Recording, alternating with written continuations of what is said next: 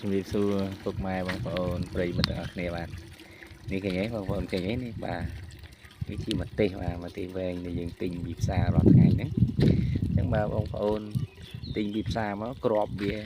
យើងញ៉ាំឬក៏អត់អស់ឬក៏យ៉ាងម៉េចយកក្របមកផ្លែពីផ្លែមកយកក្របវាមកបណ្ដោះទៅហើយដាំបាទនេះដាំដូចខ្ញុំអញ្ចឹងឃើញទេផ្លែអស់តោះបងប្អូននេះខ្ញុំបេះអស់ខ្លះផងបាទឥឡូវនេះទុំប្រាប្រាទៀតហើយបាទចឹងចង់ជំរាបបងប្អូនថា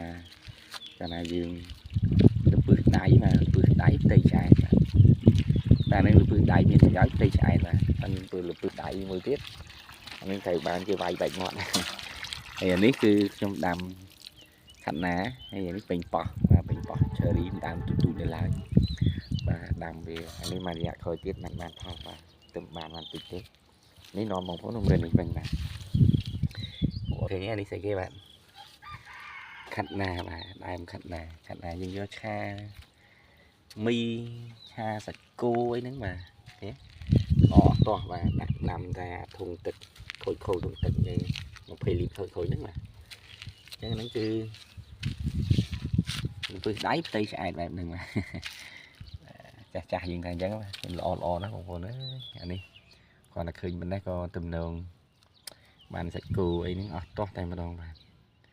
បាទនេះចែករំលែកជូនបងប្អូនប៉ុណ្ណឹងខ្ញុំដាំនៅក្បែរជាងផ្ទះបាទអញ្ចឹងទេបងប្អូនមានអត់មានដីសល់ទំនេរធំអីអាចលាយដីទៅយកមកដាំនៅក្បែរជាប់ទាំងជាងផ្ទះយើងហ្នឹងបាទបានញ៉ាំហើយមិនវាមិនយើងមិនទិញគេសោះហើយមិនដែលវាជួយកាត់រំលោះខ្លះហើយវាយើងដាំខ្លួនឯងអញ្ចឹងយើងញ៉ាំទៅវាស្និទ្ធបាទវាយើងទិញពីផ្សារមកតោះតែនិយាយរួមទៅគឺមិនដូចយើងដាំខ្លួនឯងទេបាទចឹងនេះបងប្អូនឃើញនេះបាទល្អមែនតើបាទចឹងចែកជូនចែករំលែកនៅ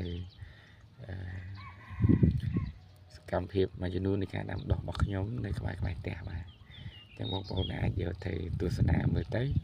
ហើយអនុវត្តតាមទៅបានផលដូចខ្ញុំចឹងដូចគ្នាដែរបាទអរគុណ